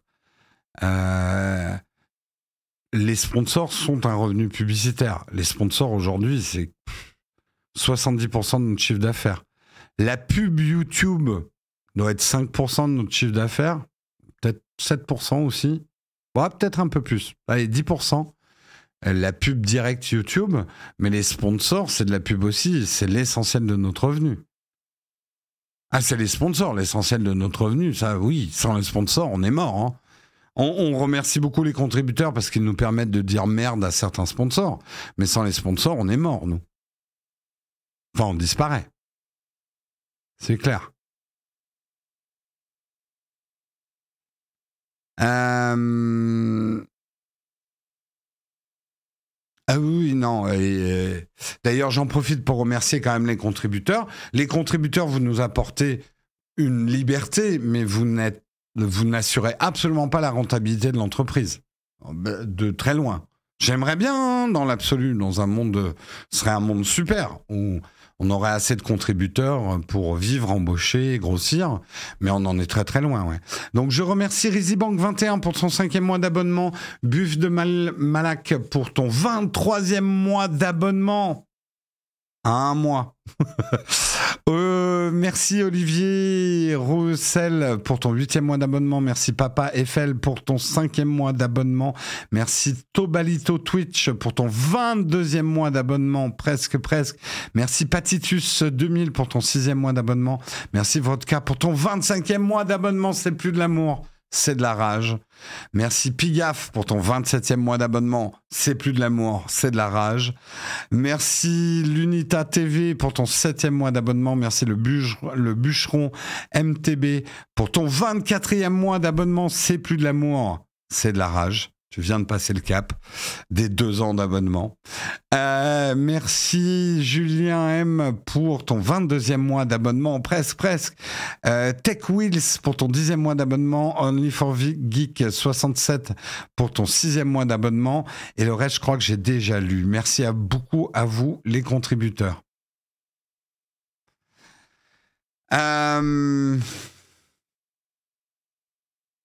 J'imagine que c'est un truc genre YouTubeur ramène une grosse audience, donc attire les sponsors qui payent le YouTubeur pour de la pub qu'on sautera si on n'en veut pas. Finalement, on peut profiter de la vidéo sans subir ces pubs quelque part, comme la TV. En fait, non. Les annonceurs sont pas des crétins qui payent juste pour que vous sautiez les pubs. Donc non, un YouTubeur va aussi... Le fait que les gens ne sautent pas les pubs dans ces vidéos va compter aussi dans la négociation. Et c'est ça un danger d'ailleurs que moi je vois aujourd'hui, c'est que de plus en plus de youtubeurs sont tentés de mélanger leur contenu avec la publicité, qu'elle ne soit plus visible, qu'elle soit invisibilisée, la pub cachée, pour qu'on n'ait pas l'impression de voir une pub. Et eux, ça passe mieux, hein, on leur reproche pas de faire de la pub et tout, mais en fait c'est pire. Donc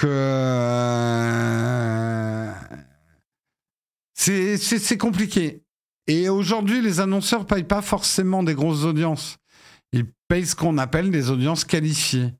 C'est-à-dire, nous, par exemple, Nowtech, on peut vendre plus cher qu'une autre chaîne plus généraliste qui veut faire plus d'audience parce que on est surtout regardé par une catégorie de personnes. C'est du ciblage.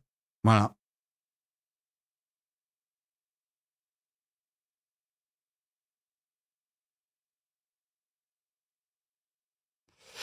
Voilà. Mais c'est un sujet intéressant. Si vous voulez, on reviendra dessus. Merci BistroPixel qui a offert un abonnement communautaire. Bon anniversaire à toi. Très bon anniversaire. C'est une bonne tradition, ça. Le jour de votre anniversaire, offrez un abonnement communautaire. Je trouve ça une très très bonne idée. Très très bonne idée. Allez, Je termine avec un dernier article pour qu'on ait un tout petit peu de temps pour le camp de fac. Je vous la fais vraiment rapide, mais c'est Epic Games qui propose une application pour transformer un objet du quotidien en modèle 3D. L'application est plutôt bien foutue. C'est vraiment du scanning d'objets assez pro, mais avec votre smartphone, donc tout le monde peut le faire.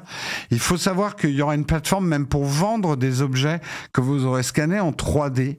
Je trouve ça assez intéressant. Pour ceux qui veulent voir comment ça marche, je vous invite à aller voir effectivement cette pub. J'avance un peu, mais on a déjà eu des applis qui permettaient de scanner des trucs en 3D, mais là, on est à un autre level.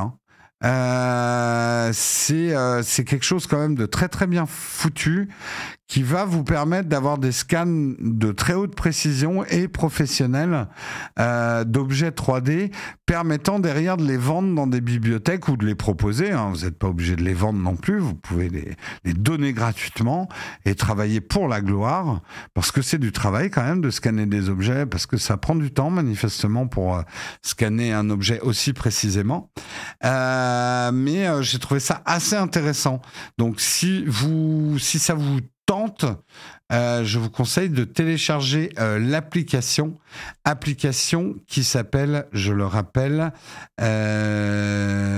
Reality Scan. Reality Scan. Samuel vient de vous mettre le lien de l'article. Ça peut être cool. Ça peut être cool. Voilà. En tout cas, c'était les articles du jour. Nous allons passer un moment important, puisque c'est le moment de notre sponsor. Notre sponsor, c'est bien évidemment Shadow, justement, puisqu'on parlait de ça. Et j'ai complètement oublié d'ouvrir ma petite fiche de présentation. Et vous pensez bien qu'après une semaine au Japon, je ne sais plus exactement ce qu'il faut dire. Mais après, vous me connaissez aussi. Je pourrais vous parler de Shadow en long et en large. J'ai pas besoin de mes notes, puisque c'est un service que j'utilise moi-même à titre privé depuis 6 ans. À noter d'ailleurs que j'ai sorti une vidéo sur le Shadow récemment, si ça vous intéresse. N'oubliez pas aussi que normalement, le 23, je crois, à 16h, je confirme que c'est ce qu'on a écrit dans la vidéo. Je crois que c'est le 23 décembre à 16h. Je serai sur Twitch pour répondre à toutes vos questions sur Shadow. Et on fait une chose intéressante. Il y aura peut-être des gens de Shadow dans le chat, mais ils m'ont proposé que des gens de Shadow viennent. Non, je veux vraiment que ça soit un fac d'utilisateurs Shadow. Pas que j'ai des gens de Shadow. Voilà. C'est le 23 à 16h. Merci Samuel de me le confirmer. On fera 2 petites heures autour de Shadow. Donc notez-le bien si vous avez des questions précises à poser sur Shadow.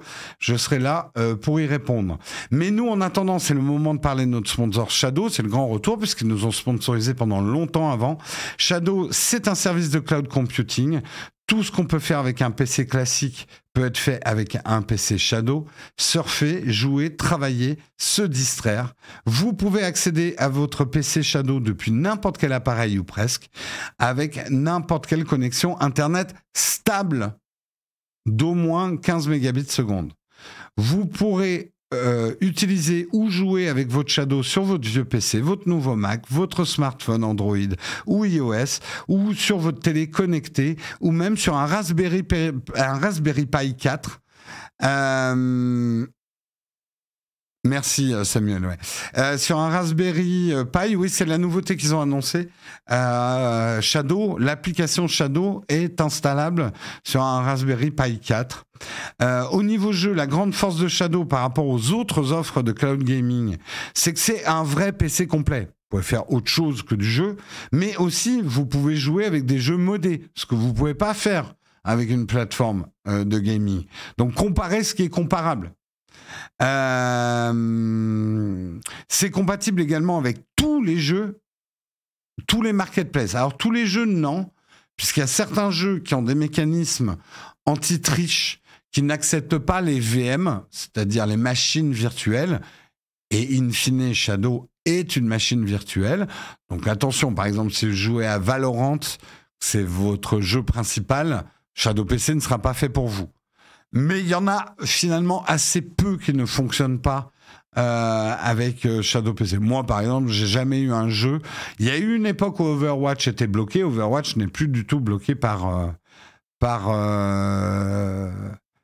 Il y a Genshin Impact aussi. Je comprends pas bien pourquoi Genshin Impact est bloqué. Ouais.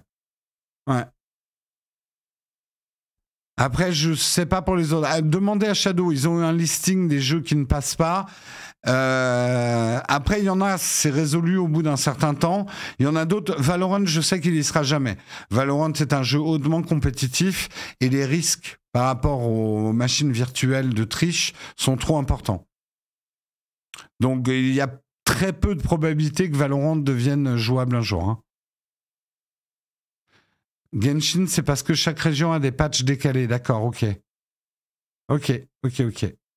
Je continue. Vous pourrez bien sûr faire fonctionner tous les logiciels que vous avez déjà, des Photoshop, des Blender, etc. Puis c'est un vrai PC en fait. It's a PC, comme il dit dans la pub. Bref, Shadow est un PC complet, accessible pour 29,99 € par mois. Mais peut-être que vous voulez plus de puissance sur votre Shadow. Un PC capable de faire tourner des gros jeux avec du ray tracing de partout, une bête de course pour faire de la 3D ou du montage vidéo. Ben maintenant, il y a une nouvelle option Power que vous pouvez ajouter à votre Shadow de base. Shadow plus Power, c'est une configuration performante, récente et optimisée pour le ray tracing grâce à une carte graphique équivalente RTX 3070 pour un supplément de 14,99 € par mois. Donc, vous avez votre abonnement à 29,99 €, vous ajoutez 14,99 € par mois et vous aurez l'option Power. Alors, n'attendez plus, votre nouveau PC vous attend chez Shadow. Vous aurez 10 € de réduction si vous utilisez le code NOWTECH10. Abonnez-vous à Shadow PC avec la commande Shadow. Ça va vous donner un lien. Il est important que vous utilisiez ce lien et que vous utilisiez le code NOWTECH10. Voilà, les 10 € offerts vont vous permettre finalement, vu que c'est sans engagement, de tester un premier mois à 10 € en fait. Non, à 20 €. C'est pas possible pour Shadow de faire une offre d'essai gratuite pour des raisons techniques. Puisque chaque Shadow est ouvert en fait dans les serveurs. Bon, je vais pas expliquer à chaque fois, mais c'est pas comme les services de gaming qui partagent leur puissance entre le nombre d'utilisateurs.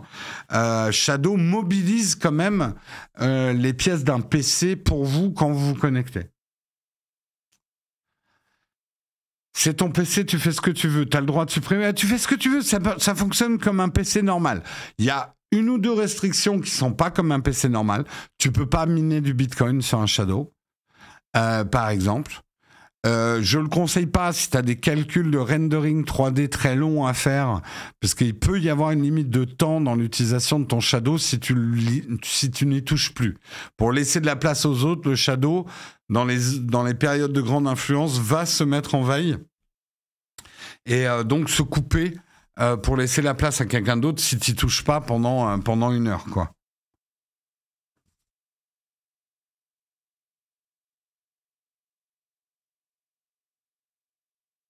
Quand j'entends le mot power, je pense direct au mec de l'émission, dont je sais pas si elle existe, mais c'est midi. Je vois pas ta ref, mais quelqu'un sait comment connecter son casque Bluetooth Bose à Shadow? Tu n'y arrives pas. Alors, il faut que tu connectes. C'est pas au Shadow. C'est pas Shadow qui va gérer ton Bluetooth. C'est l'engin qui lance Shadow. Donc, il faut que tu connectes. Par exemple, si tu te lances sur un iPad, il suffit que tu synchronises ton casque avec ton iPad, que ça fonctionne sur ton iPad, et après, tu lances Shadow. Et Shadow va utiliser, en fait, je fais vraiment schématique, mais utiliser le driver de ton iPad pour le Bluetooth, mais il n'y a pas de Bluetooth sur Shadow, puisque ton Shadow, il est dans une armoire loin. Tu vois ce que je veux dire ? Y a-t-il des entreprises qui ont choisi de faire les parcs informatiques sur Shadow? Oui, petit pois vert, surtout qu'ils viennent de lancer une offre business et ils ont déjà des exemples types d'entreprises qui ont fait leur parc sur Shadow. Ça intéresse beaucoup les entreprises, parce que ça permet d'avoir un parc informatique non matériel, donc d'ouvrir des PC en 1 heure. et même moins, ou de les fermer, ce qui peut être assez intéressant pour des entreprises. Ouais.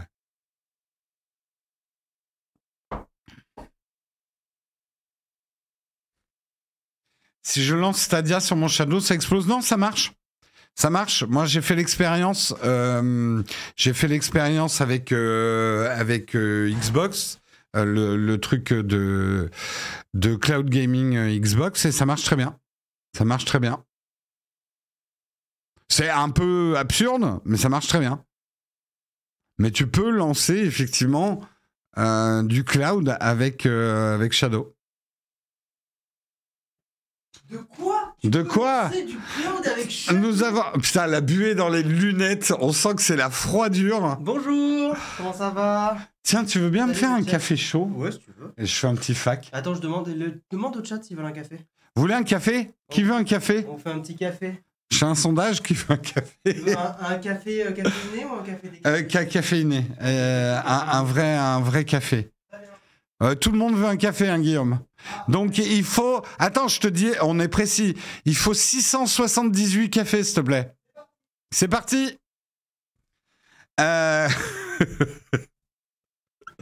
C'est très bien, très bien, très bien.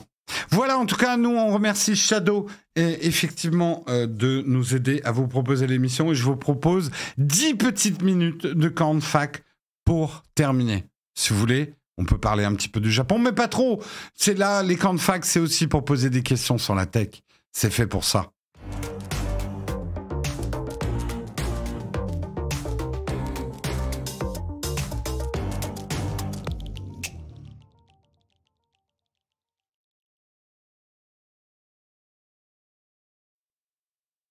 Et nous sommes en plein camp de fac. Je sais que certains avaient des questions qu'ils essayent de poser depuis le début de l'émission. C'est le moment ou jamais. Je photographie format RAW. Est-ce que acheter un iPhone est une bonne solution et quel modèle? Oui, moi j'aime beaucoup le RAW de l'iPhone. Je le trouve très bien. Samsung aussi, il est bien leur format RAW. Quel modèle? Pierre, je te conseille le 13, moi. Pas l'iPhone 14. Le 13, c'est très bien. Déjà pour la photo smartphone. Hein. Est-ce que tu as entendu parler de Mira, le métaverse français? Non, pas entendu parler. Pour une marque photo. T'es curieux? Pose-moi l'ensemble de ta question. Parce que je peux pas remonter tout le chat pour trouver le début de ta question. On passe à l'atelier pour le café? Non, on va vous l'envoyer tout de suite. On vous l'envoie, regardez, je fais une pichenette et pouf, vous avez du café chez vous. Normalement, les gens ils peuvent spammer l'emote café, ils ont le droit. Vous avez le droit de spammer l'emote café aussi. Parce que vous venez de le recevoir, votre café. Est-ce que ce camp de fac va durer 10 minutes? Ça dépend si on pose des questions qui sont pas comme celle-là.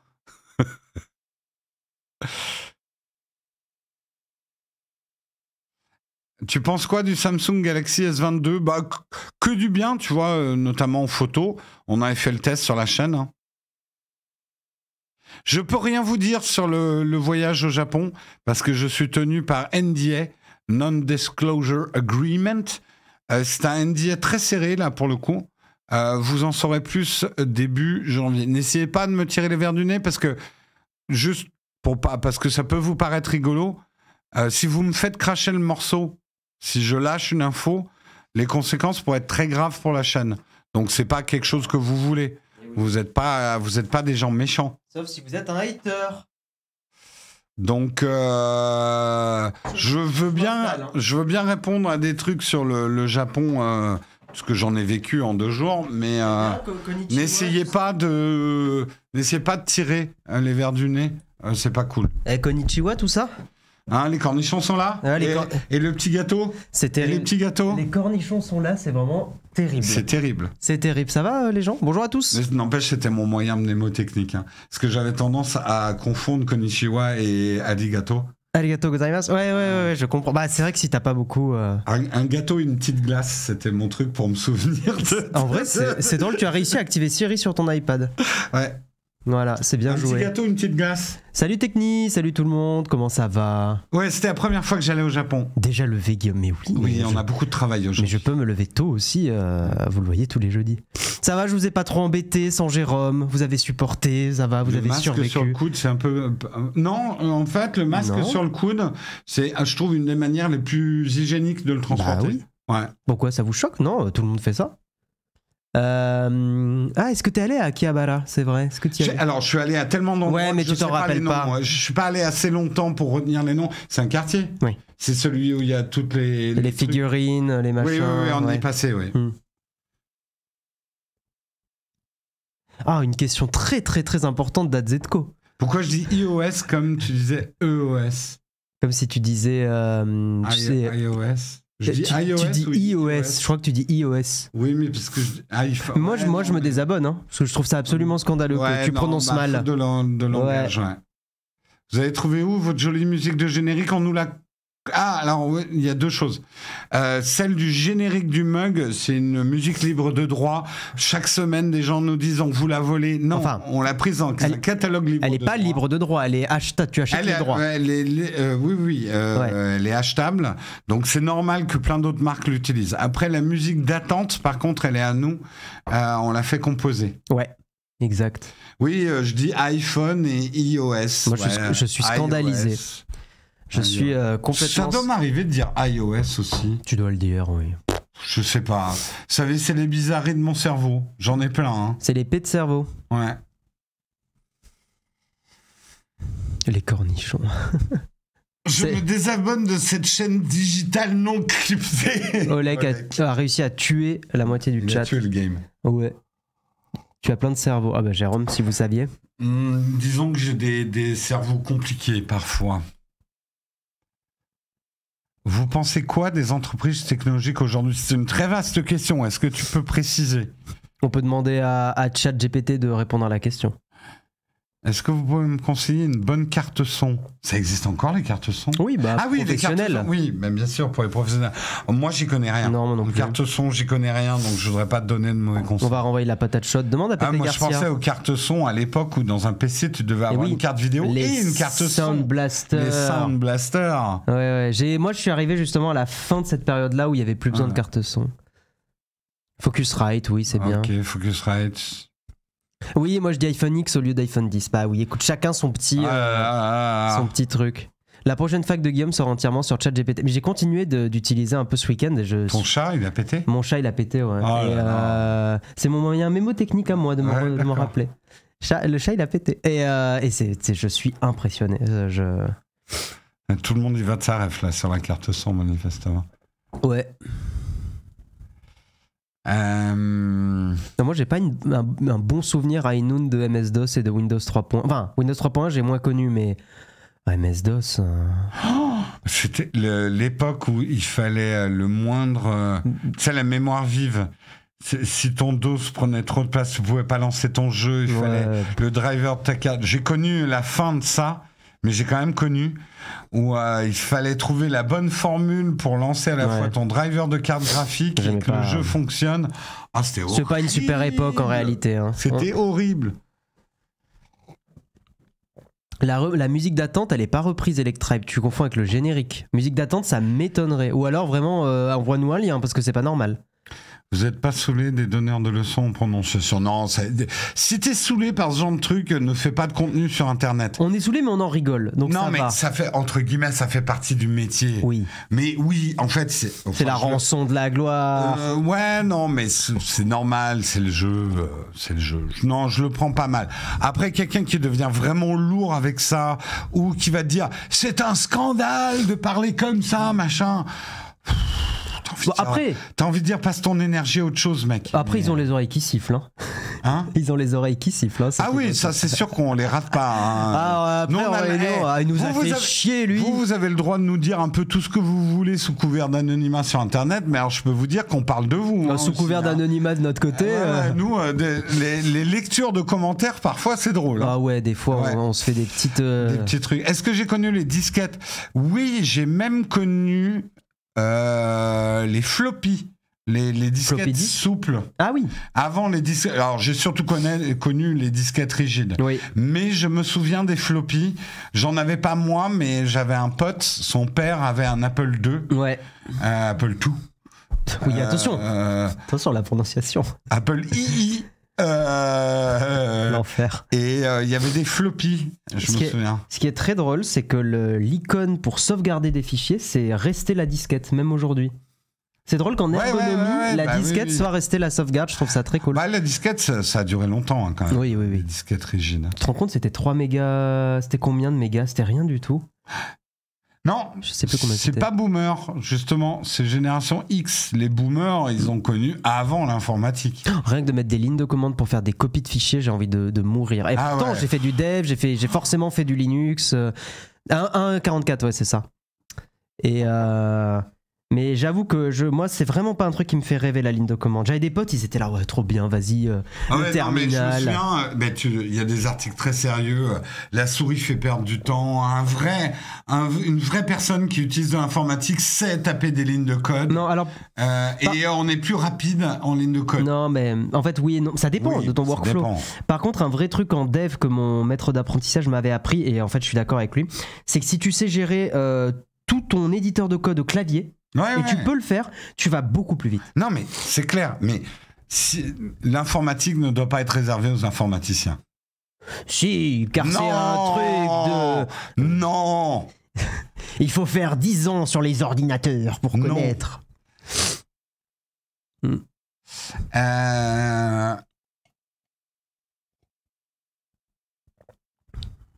Boomer, je sais, hein, c'est mon cheval de bataille. Boomer, c'est une information précise. Hein. C'est une génération, le baby boom. Ouais, mais boomer commence à être boomer. Attention, dire boomer, ça commence à être démodé. Non, mais je sais que beaucoup utilisent boomer comme l'équivalent de vieux. Mais en fait, les nouveaux vieux, entre guillemets, ça va être ma génération. Moi, ce que je trouve très drôle. Les Xers. Ouais, et il y a des gens qui ont traduit OK Boomer par d'accord dinosaure, et ça me fait hurler de rire. Quand... ça fait tellement boomer comme traduction. Ouais, mais dinosaure, c'est très français pour le coup. Un dinosaure, c'est vraiment pour le. Enfin, si t'es pas français, tu comprends pas le terme dinosaure. Ouais. Parce que ça vient un peu de l'Assemblée ou le Sénat, je sais plus, les dinosaures de l'Assemblée, il me semble. Mais c'est très politique. Si je suis un peu à cheval là-dessus, c'est qu'il y a, je pense que même d'un point de vue, tu vois, autant les millennials, c'est la génération Z, je trouve que vous avez des points assez communs. Je trouve qu'entre la génération des boomers et la génération X, il y a vraiment des grosses différences. Les boomers sont nés pour beaucoup en guerre et après-guerre. Une ambiance très très différente. T'as un rapport même à l'argent, à plein de choses qui est complètement différent. Ouais. Et je trouve que le marqueur aujourd'hui qui différencie les générations, c'est ceux qui sont nés avec des réseaux sociaux. Parce que c'est même pas le téléphone, je trouve que c'est réseau social dans la poche ou pas. Et Antoine Gavoy, bienvenue à toi, mais moi je suis pas d'accord avec toi non plus. Tu dis les environnements de dev et les outils en ligne ne sont pas pour tout le monde. Pourquoi ? Pourquoi ça serait pas pour tout le monde? Et moi je trouve qu'il y a plein de projets là, qui démocratisent ça, comme Scratch, toi tu connais peut-être moins, mais les enfants peuvent coder avec des outils comme Scratch. Non, sur nous, si t'as 46 ans, désolé pour toi, mais t'es pas boomer, t'es Xer. Clampin, 70, t'es Xer. On est en train de détruire les modos parce qu'on fait des heures sup. En vrai, il faut qu'on coupe. Oui, il faut qu'on coupe. Allez, sur ce, ça a été un grand plaisir de vous retrouver. Je sais même plus comment on dit au revoir. En japonais? Ouais. Sayonara? Ah, Sayonara. Oui, et puis c'est vieux comme formule. Oui, ils disent plus ça. Je pense pas. Allez, ciao. Hein, et à demain. Demain, ça sera Marion. Qu'est-ce que j'ai à vous dire d'autre? Eh ben, on va faire un petit raid. Le petit raid. Le petit raid. Age of Empires. Après, elle a du monde, mais... Ouais, tiens, ça fait longtemps qu'on n'est pas allé chez Nignon. Ouais, elle est en train de jouer Age of Empires. On lance un raid. Allez, ciao. Et moi, je vous retrouve mercredi, normalement. Ciao tout le monde. Bye bye.